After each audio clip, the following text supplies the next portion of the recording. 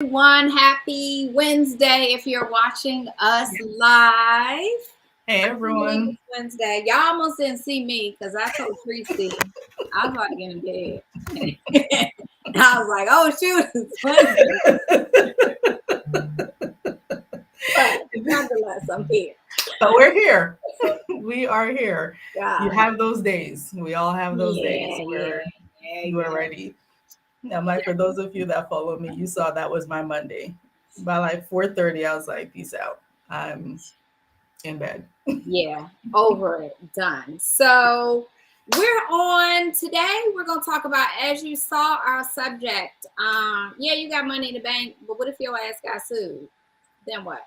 How much money you got then? Have you budgeted for emergencies? There you Do you go. have an attorney that's read your contracts, or did you chat GPT your contract? That's a new I thing. got a story about that. Huh? I was like, I got a story about that. Yes. I want to hear the story. Everyone needs to hear the story. And that's actually what we're going to do today. We're just going to tell you a couple of like real life client stories without, of course, giving you the client's information or calls that we've gotten in discovery. Not to make fun, but so you all know when you need to come to us. Because many a times the calls or the discoveries that we, especially in discovery, like our clients, they know they have us, so they already know I'm calling you because. But usually it's the discovery calls where we like, you should call a long time ago. Yep. So we're just gonna pop in and share a couple of stories, just to help you guys get an idea of real life situations that have presented themselves, so you know you're not in this space alone. I know many a times I hear the number one thing I hear from people in discoveries is, man, you feel me, you know exactly what I'm talking about. That's usually what I get. Because I don't know why, but you guys think we just woke up and were in these positions and we just knew things. Like we had all this at birth, and that's not true. Yeah, there you go. We've had real life experiences, and I know for me, I jacked up my money to learn how to fix money, and then I went to college to really learn how to fix money. So I understand. Yeah, so we're gonna hop right on in.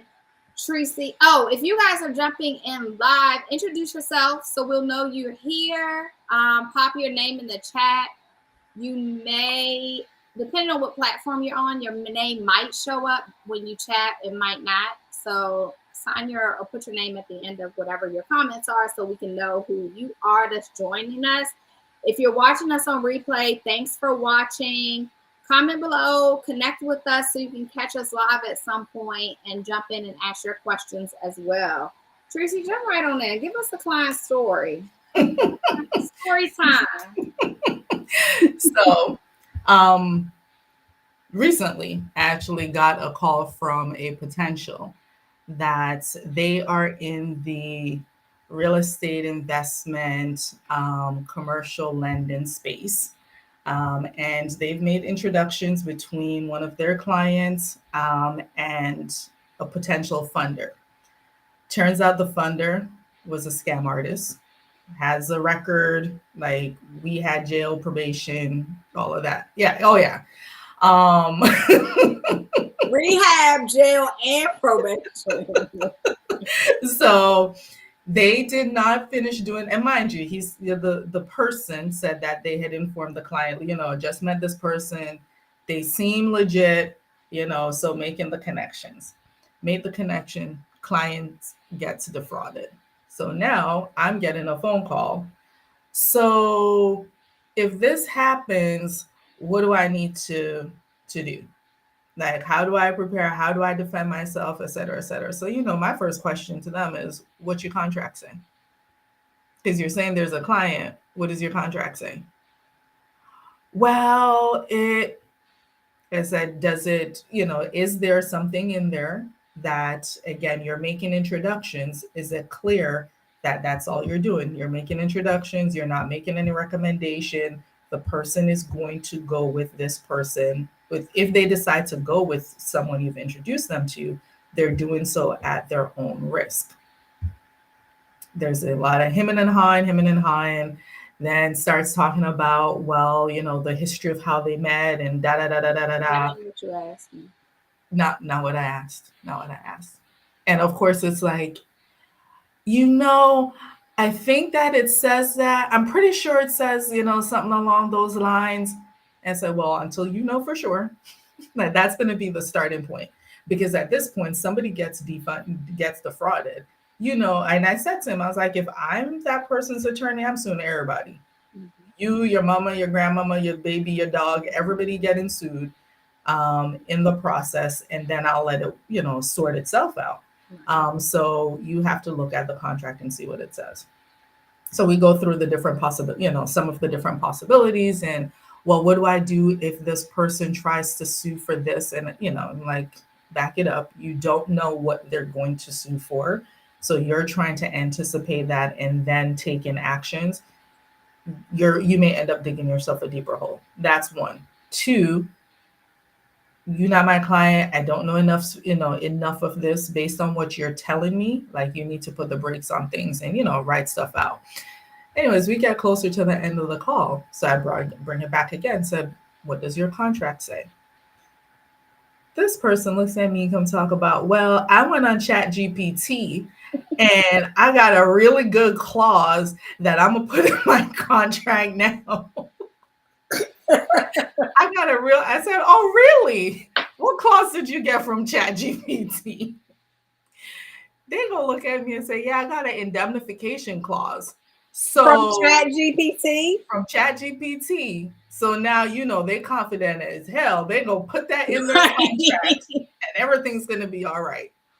It's actually pretty scary because there once upon a time where all you had to worry, well, it was a time where all you had to worry about was legal Zoom contracts, right? Or just the Google contract that somebody. Mm-hmm.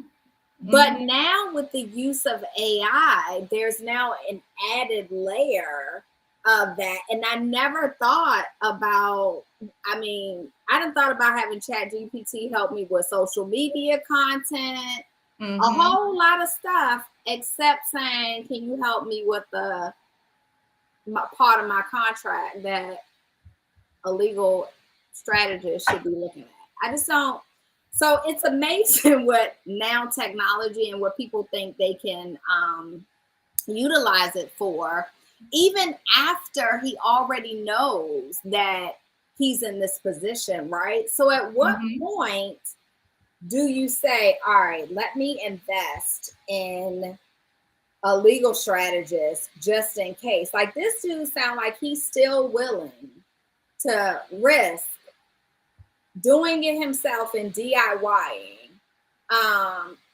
So I guess my follow-up question to your story time is, I do see attorneys out here, and I think I kind of know how you feel about this, who do give some type of very surface guidance so people can do DIY and some mediation, I guess we will consider it to be, on their own. How do you feel about that? Because the reality is entrepreneurs oftentimes are kind of pinching the dollars and they're trying to figure it out. And if someone decides to go that realm and that route, at what point should they be afraid? Or is it like too late? You don't want to get that. Is there ever a point of no return if you already started trying to fix it yourself? So I guess I'll start with, my joking. Instead of saying, DIY, and it, my, thing is DIY. You are doing yourself in when you do that. I always say it's better to pay the money to get a consult, especially if it's a contract that you're going to be using over and over again. So like in his situation, this is a contract you have every client signs. Get that contract properly vetted by an attorney. There are attorneys that they do, templates, and I do have templates that I'm putting out there as well. I also have some tips that goes with it, but nothing beats, because even in the templates, we don't know the full nuances of what you're looking to do. So the template is that it's, casts a wider net to try to think of, cover the various areas. that can be applicable, and you can have different pieces in there, but pay the money to get, the an attorney to actually look at your contract and listen to how you are doing business and what that looks like. Is there a point that's too far, like for using that caller as an example? What's going to get too far is when, if he actually gets sued, whether it's this person or the other one, and then it's going to be a situation of, now when you get into litigation, you're looking at an hourly bill, and that is out of control. um Something like that, it's the mindset as well. Like, yes, we're all penny pinchers. There are things that we're going to need to sacrifice in order to do something else. But the mindset is what's going to make the difference. You have to recognize, we joke around, from before, you got to recognize when your side hustle is now your actual business, and treat it accordingly. Like, yes, certain things, Kelly and I, we've had this conversation, like my books, and then some, but I do know it's a need. And I Yeah. know that it's something where I'm just like, okay, I'm not going to, I end up paying more, when it comes to doing the tax returns, because the person has to sit down and go through, in the past, like they sat down and gone through all the stuff that I know I'm ignoring. But sometimes that's a conscious decision. Yeah. It's where you're going to do that pension. But I think, kind of the same, question would, to you, when you have those clients that come to you and they have that money in the bank, and they may decide, okay, no, I don't need the legal, strategist just yet, but I do need, your services Mhm. in, protecting that money, or looking at that money. Like, what is a point of, like, where you tell your people, okay, no, now you may need to start looking, at other professionals to get in, to get in the mix of what you're doing, because you hear and see more of the details of their business. Yeah. Yeah, no, I completely agree. And that was so, so good. So I guess, I don't know, I've been sitting here as we've been talking, thinking about what story I'm going to tell. And I don't think one specifically comes to mind. So I will talk in a more general. What I consistently see is people that come to me wanting me to fix their business financial woes. So it's either two things. Either they come to me curious about fractional CFO because they're not quite sure what it is. Of course, most of everyone has heard of a bookkeeper. So they're kind of curious to see, do I even need a fractional CFO? Or they're like, holy crap, I'm at either burn this whole business down because I'm burning myself out in it, Mhm, or because it's starting to tank profit wise and now they want me to fix it, right?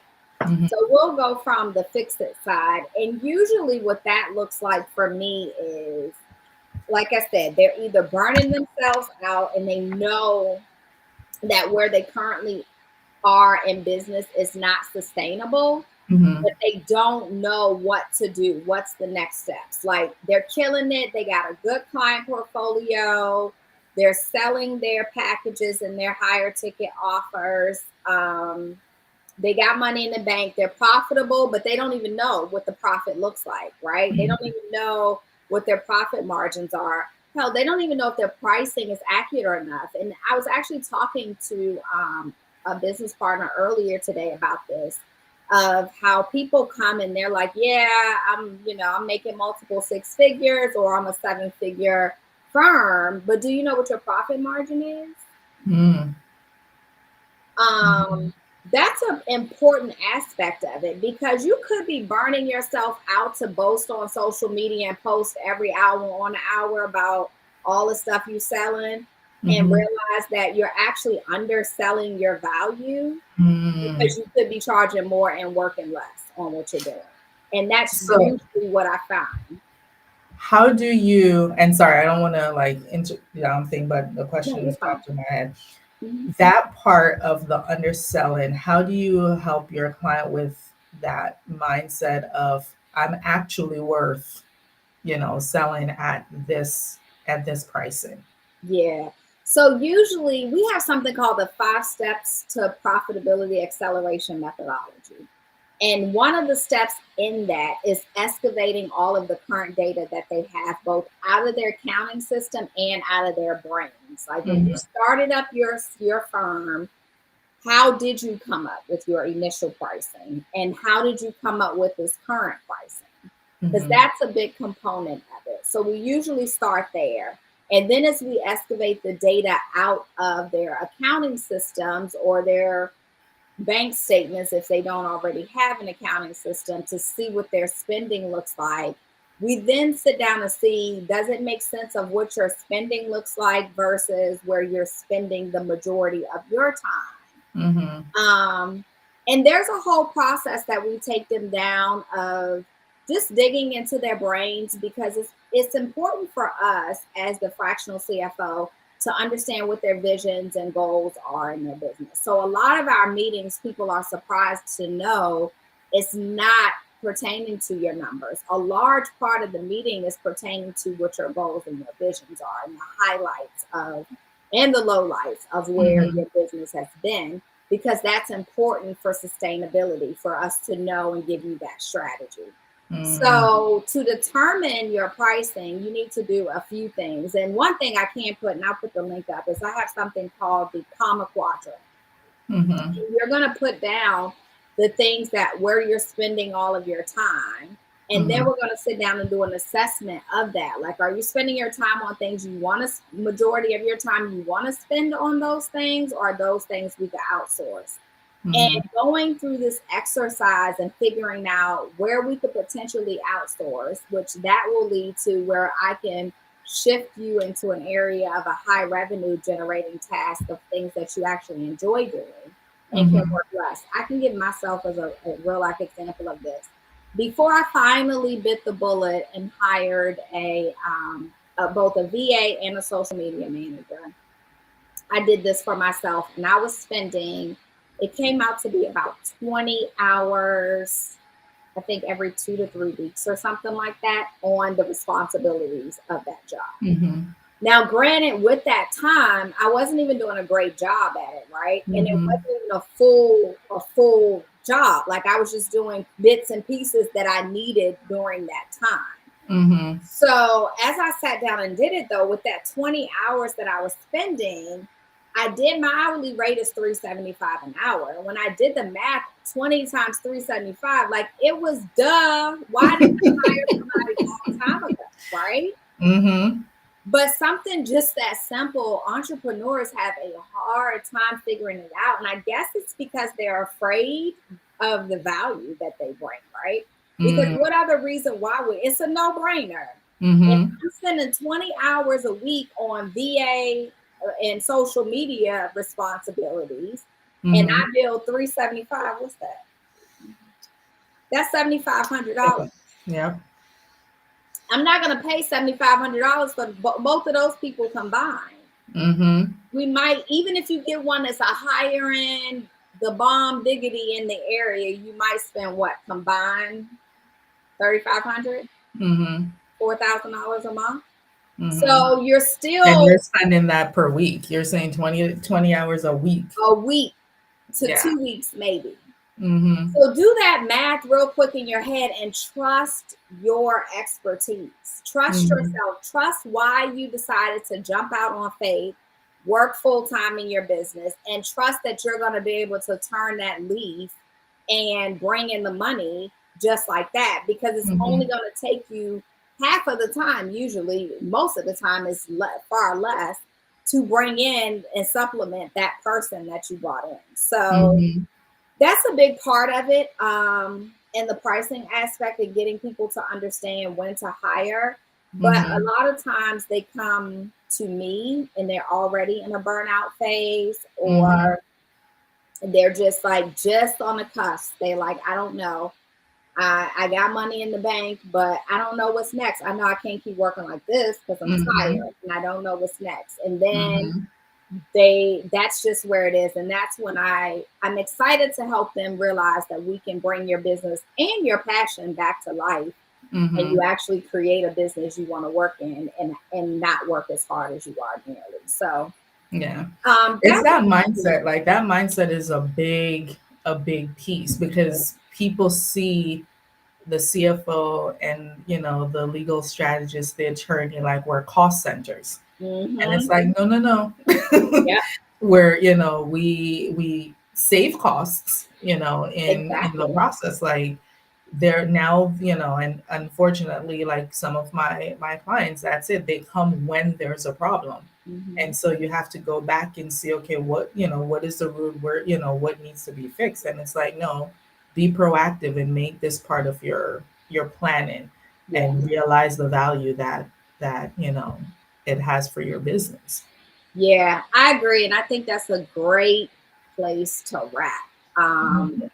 So as you guys are doing because we're nearing year end, which is insane. I can't believe it. But Don't say that. I know, right?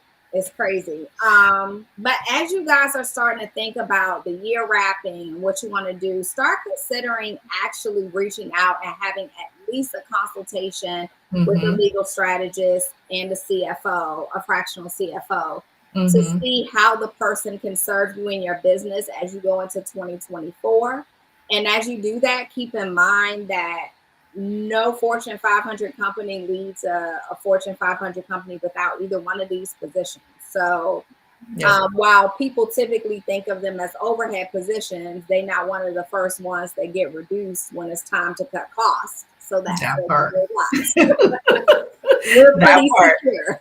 Like, yeah, you know, people in the bigger things, and their salespeople seem to be the first ones exactly to cut. So which says a whole heck of a lot. So, all right. Well, do we actually introduce ourselves? I was just about to say that. So I guess I'm gonna introduce myself. And then I'll let Tracy introduce herself and close us out. So I'm Kelly Thorpe. Thanks for getting this far into the video to actually figure out who we are. I show service-based professionals, so coaches, lawyers, mental health providers, meeting and event planners, so forth, how to accelerate profitability without burnout. And we do this by taking on your bookkeeping and accounting and giving you strategies and a tailor-made roadmap to success. That's what we do. You can find me at www.commaswithkelly.com. And as you can see in my name here, at Commas with Kelly on all platforms. And I'm going to post the freebie about that pricing audit that we talked about now. And that's it. So go for it, Patrice. All right. And I'm Patrice Tisdale. I am the managing attorney for Tisdale Legal Group.